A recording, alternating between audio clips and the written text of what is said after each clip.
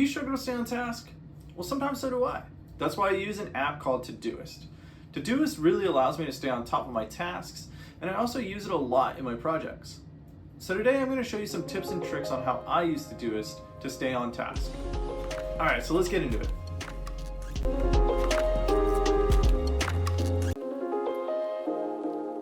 So the first thing that you want to do is you want to go to the Todoist.com app, and you can go ahead and start for free.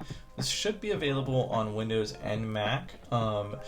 It's also available on the App Store for Mac too, so you can check that out as well. All right, I'm gonna go ahead and lower these, and yeah, so here we go. Here's the app, and I'm gonna go ahead and start with adding some tasks. So the first task that I'm gonna add is doing laundry. I need to do my laundry today, and I really don't want to do it, but it needs to get done, so I'm going to add that to my task. The next thing that I need to do is I need to fix my resume. I also need to make a video using Todoist, so I'm going to go ahead and add that as well. And yeah, all right, so here we go. We have some 3 tasks that need to get done today.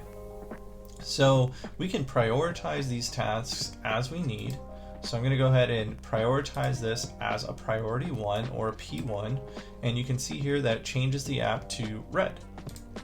I really don't want to do my laundry today, so I'm going to make that a P3. That's going to be my 3rd priority for the day.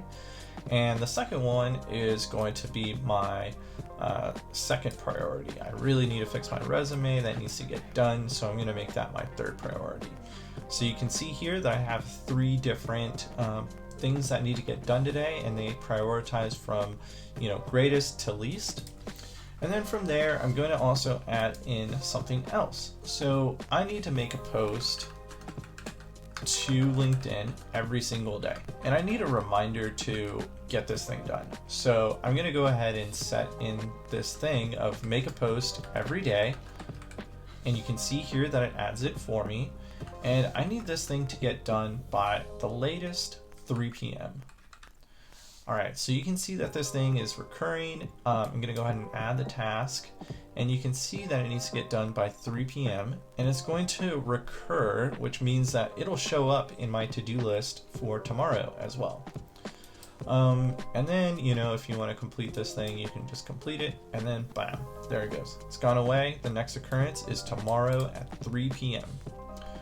All right, next up is, sorry, my cat just walked by. All right, so next up is we're going to create a project. Now, I've been working on this project called New York Times Lite for quite a while now, and I'm needing that to get done today, so I'm going to add in a couple of different tasks. But this is going to look a little different. I'm going to add in a project. So I'm going to call this New York Times Lite, and it's actually a migration, so I'm going to add this in as well. And you can see here that it gives you a couple of different options. You can change the color of the project. You can change whether or not this is going to show you in a list view or Kanban board type view. And I really like working in the Kanban board view, so I'm going to choose the Kanban board. And you can see here that it gives you pretty much nothing to begin with. You can add in different sections as you go along, but I really like to work in the backlog, in progress, and then done type of way, that agile kind of environment. So I'm going to go ahead and add in a backlog. I'm going to go ahead and add in an in progress, and I'm going to go ahead and add in a done section. All right, so I have all of these different sections, and I'm going to go ahead and add some things into my backlog. So the first thing that I'm going to do is I'm going to create a backend. Not only that, but this backend, in order to get this done, I need to add in a subtask. And that subtask is going to be to add in routes and APIs. Okay, and so I'm going to go ahead and add that in. You can see here now that this will pop up as the subtask and then the main task. And then I also need to do a couple of things on the front end. One of the things that I need to do is to create a login form. And then I also need to create a landing page, right? So whenever a user is signed in, I need to create that landing page for them to go to. So I'm going to say create landing page when user. Okay, so actually what I'm going to do here is I'm going to say create landing page, and landing page needs to appear when user is logged in. Okay. All right, perfect. So just like we could in the regular to-do list for today, we can also prioritize these as well. So I'm going to give this a priority 2. I'm going to also give this a priority 1, and I'm going to give this a priority 3. And so now you can see that there are 3 different tasks here. And then from there, let's say that I need to work on this project. I've made a container, but I'm going to go ahead and close this out, delete it.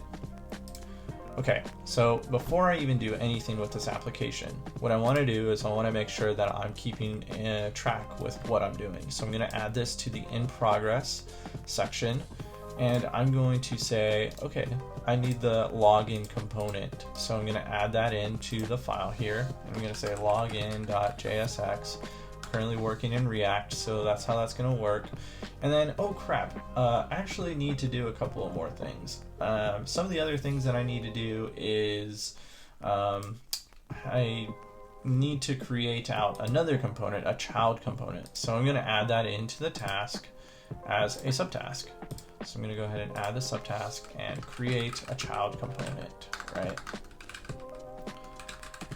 And then so on and so forth. So once I complete this task, I can say, okay, that's done. Now I need to move this over into the done section, and I'm going to go ahead and click done.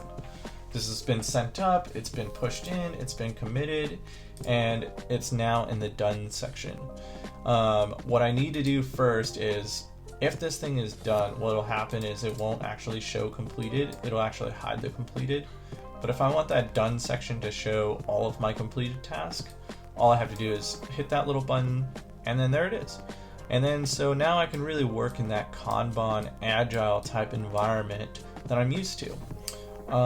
And yeah, that's pretty much it. So whenever I'm working on projects, this is really how I use Todoist, just like I would at work, right?